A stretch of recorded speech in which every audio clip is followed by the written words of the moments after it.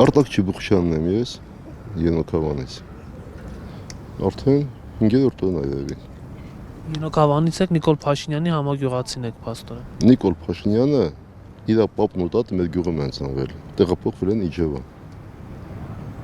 Ինքը իջևանցի է։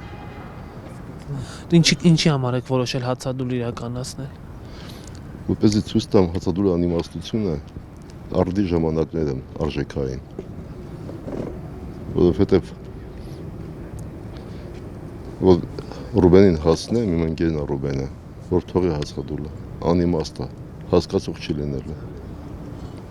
Ինչքան եք պատրաստվում շարունակել հացադուլ։ Մինչև Կիրակի օրը։ Այսինքն վաղը չէ մյուս օրը։ Վաղը չէ մյուս օրը հաղորդություն կստանամ, հացադուլը կդադարեցնեմ։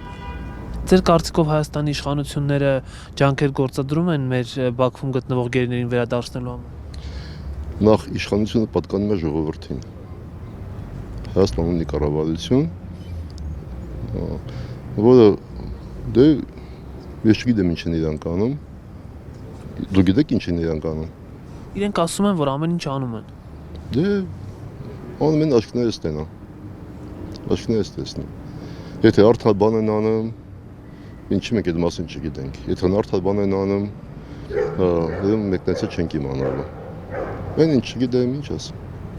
Այսինքն դուք Ենոքավանից եկել եք Երևան հատուկ հացադուլի համար։ Այո։ Էլի որ ավարտեք հետ եք գնալու Ենոքավան։ Բաբա որտեղ գնամ։ Նիկոլ Փաշինյանին ժամանակին, երբ որ ինքը տավուշում էր, հա, Իջևանում էր, ինչպես կպնութագրեիք, ինքը ինչ ձևի մարդ է եղել։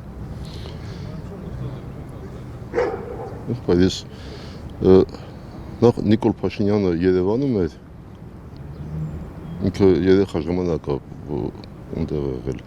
շատ ենք հանդիպել, ազգակցական, բարեկամական կապեր կա, ոնց ասեմ, մարդ է էլի, նորմալ մարդ է, բայց նորմալ մարդը և կառավարիչը, հանրային կառավարման մասնագետը, այդ մի քիչ տարբեր երևույթներ է։ Ես մտածում եմ մեր ժողովուրդը ինչի է վերացնում, ինչպես են կորցնում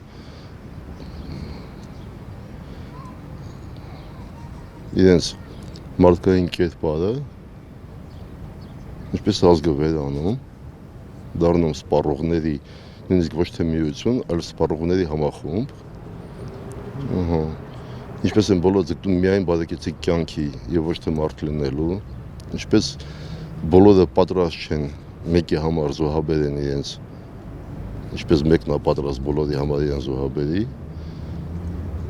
երբ որ բոլորը դառել հաշվարկային, ինձ թվում է ևս մի քանի տարի այլևս սիրով ամուսնություն չի լինելու է միայն հաշվարկային ամուսնություն։ Ու չնել ամուսնանալու երեխա չեն ունենալու, որովհետև շատ թանկ է նստում եւ ամուսնություն, եւ ընտանիք պահելը, եւ հատկապես երեխա պահելը։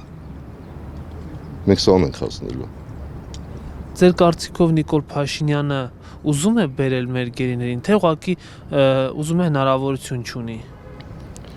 Ես չեմ համարում, որ որևէ մեկը չի ուզի, որ մի լավ բան պատահի։ Իհարկե ուզում է, բայց հերիք եղավ խոսել Նիկոլ Փաշինյանից։ Նիկոլ Փաշինյանը ընդհանրապես գործադիր օրգանի ղեկավարն է։ Այս երկիրը պետության համար կարևոր որոշումները ինքն է կայացնում, է։ Հասկացան կարևոր որոշումները ինքն է կայացնում։ Ես մեր տան մեծին եմ, ոչ մի բան չեմ անում։ Զավակներս են զբաղվում աշխատանքով։ Բայց ես անելիք ունեմ։ Ես կարամ հայացքով իրանց սաստեմ, որպեսզի կարամ ստեղծեմ պարսավանքի ստուտ մեր ընտանիքի համար։ Մինչև այդ հայրս էր անում լուսահոգի։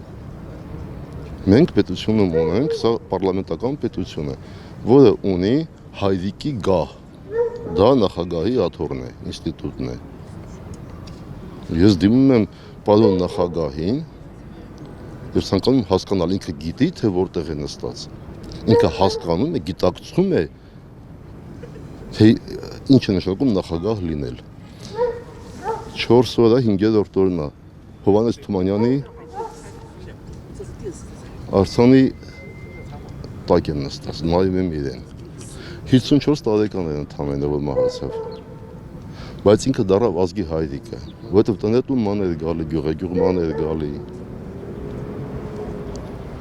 աշխատանք էր կատարում, ասում էր ինչ չի կարելի անել, որն է ամոթ, որը չի ամոթ, եւ իր պահվածքով եւ իր ստեղծագործություններով։ Ես գտնում եմ այնքան էլ ճիշտ չի, հարցակվել գործիքի վրա։ Կառավարությունը գործիք է, գործադիր օրգան է։ Նրանից վերև կա ազգային ժողով, որը ընտրել է նախագահ, որ ամենաբարձր տեղում է գտնվում։ Դիմեք պարոն նախագահին, ասեք պարոն նախագահ, դուք ինչպես եք տեսնում, որ մարդիկ իրար հայը հային հայհոյելու ման է գալիս։ Դա գեղեցիկ է, թե գեղեցիկ չէ, կարելի է, թե չի կարելի։ Նախագահին դիմեք։